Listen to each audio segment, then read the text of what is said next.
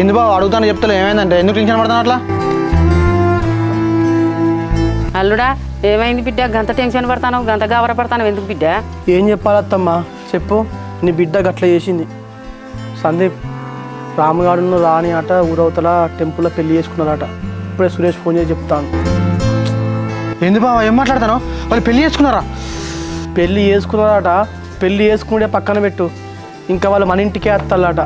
అయిపోయా, ఊర్లో తలకాయ వేసుకోకుండా చేసిళ్ళు. ఏ పంచల్లి ఏ ముఖం పెట్టుకొని తిరుగుతాం?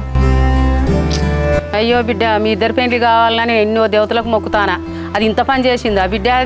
అది రాని దాని సంగతి చెప్తా. ఏమంటావు అత్తమ్మా చెప్పు. ఏదైతే జరగద్దు అనుకున్నామో అదే జరిగింది. ఊర్లో తలకాయ ఎత్తుకోకుండా చేసింది. నువ్వు ఏమంటే ఏం లాభం చెప్పు.